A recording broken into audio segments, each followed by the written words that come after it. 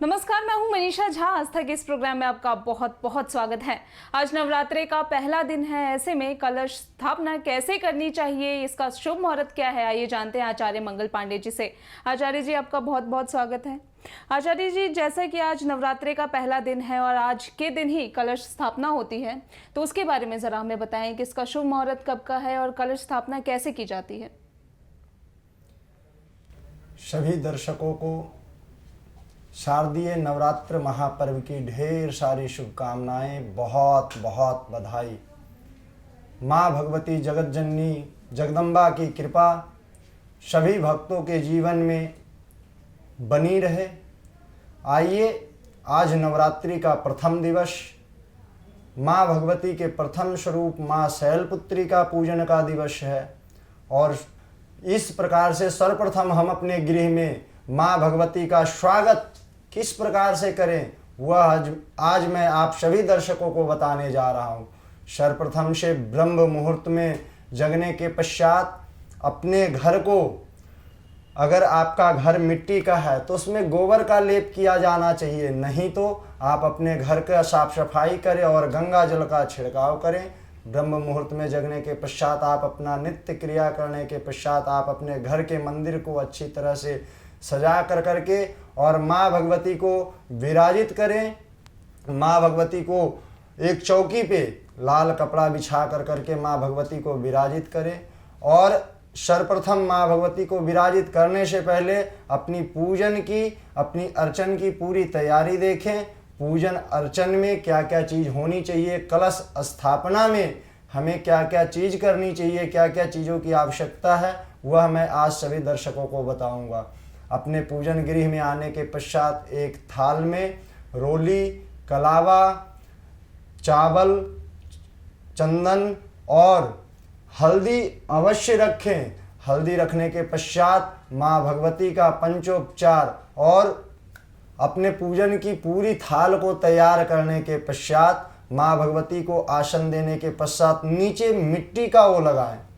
मिट्टी के पात्र में आप मिट्टी ला कर करके रखें। उसमें जो है कि जौ की खेती भी की जाती है। और कलश स्थापना के लिए आप एक मिट्टी के बर्तन लाएं। अगर मिट्टी का पात्र हो तो बहुत सुंदर, नहीं तो आप तांबे का पात्र या पीतल के लोटे में सर्वप्रथम एक कलावा बांध कर करके उस पर स्वास्तिक बनाएं या ओम को बनाएं और इस प्रकार से कलश स्थापन करें माँ भगवती के समक्ष। पंडित जी, आज के दिन माता के कौन से स्वरूप की पूजा की जाती है? आज प्रथम दिवस है, नवरात्रि का पहला दिन। माँ भगवती का प्रथम स्वरूप माँ शैलपुत्री का पूजा किया जाता है। माँ शैलपुत्री का पूजन अर्चन किया जाता है। पूजन और अर्चन किस प्रकार से करना चाहिए, किस प्रकार से कलश स्थापन करना चाहिए, किस प्रकार से माँ भगवती का पूजन करना चाहिए और किस प्रकार से जौ की खेती करनी चाहिए, यह विशेष स्वरूप से हम आपको बताएंगे। अगर आपके घर में आप किसी वैदिक ब्राह्मण को बुलाएं, अगर आप उन्हें नहीं बुला सकते हैं तो आप स्वयं भी अपने गृह में माँ भगवती का आसन, सिंहासन लगा कर करके उस पर माँ नवदुर्गा का फोटो को विराजित करें। अगर आपके पास अष्टधातु की मूर्ति है तो माँ भगवती को उस आसन पे विराजित करें और विराजित करने के बाद अपने पूजन की थाल को लगाएं। और साथ में कलश में, मैं जैसे कि अभी बता रहा था कि कलश स्थापना में जब हम कलश को स्थापित करें तो उसमें किस किस चीज़ों की आवश्यकता है, क्या क्या चीज़ को उसमें डाला जाता है। थोड़ा सा चावल उसमें डालें, थोड़ा सा पुष्प और हरी घास, एक सुपारी, एक पैसा और आम के पंच पल्लव को उसमें विराजित करें और उसके बाद उसके कंठ तक उसमें जल भरें। जल भरने के बाद आप चाहें तो कलश का एक बहुत ही सुंदर मंत्र है, कलशस्य मुखे विष्णु कंठे रुद्र समाशिता मूले त्वस स्थितो ब्रह्मा मध्य मातृगणा स्मृता।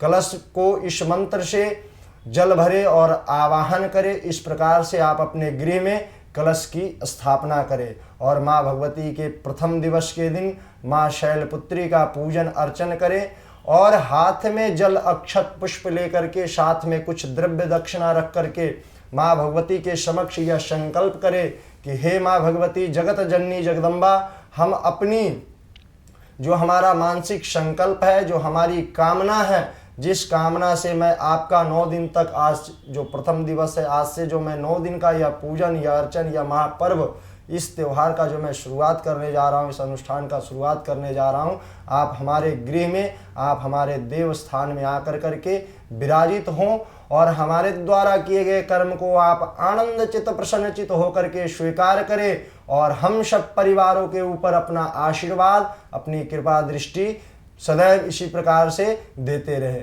इस प्रकार से मन का भाव, कहा गया है कि भगवान का पूजन करने के लिए, माँ भगवती का पूजन करने के लिए सर्वप्रथम स्वयं भी भगवान बनना पड़ता है। देव का पूजन करने से पहले हमें देव बनने की आवश्यकता है। तो अपने आत्म भाव को, अपने चित्त को शुद्ध कर करके और माँ भगवती के समक्ष अपना पूजन करें, अपना अर्चन करें। पंडित जी, आज के दिन माँ भगवती को भक्तजन कौन सा ऐसा भोग चढ़ाएं कि उससे माता की असीम कृपा होगी उन पर?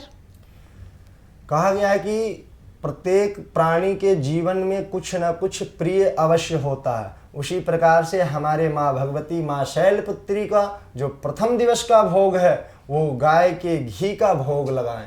गाय के घी का भोग लगाने से माँ भगवती अति प्रसन्न होती है और अपने भक्तजनों के ऊपर असीम कृपा वर्षाती है और उनके जीवन में आयु आरोग्यता को देती है। अगर हमारे जीवन में भी आयु आरोग्यता की प्राप्ति के लिए माँ भगवती शैलपुत्री को गाय के घी का भोग अर्पण करें, ऐसा करने मात्र से आपके जीवन में, आपके गृह में सुख शांति समृद्धि की प्राप्ति होती है, आपके जीवन में आयु आरोग्यता की प्राप्ति होती है और माँ भगवती शीघ्र अतिशीघ्र आप पे कृपा करती है और प्रसन्न होती है। चलिए आचार्य जी, आपका बहुत बहुत शुक्रिया हमारे साथ में जुड़ने के लिए और इन तमाम जानकारियों को हमारे दर्शकों के साथ में साझा करने के लिए। तो आज तक इस प्रोग्राम में फिलहाल के लिए इतना ही। आस्था से जुड़ी ऐसी और भी जानकारियों के लिए बने रहिए ABN न्यूज़ के साथ।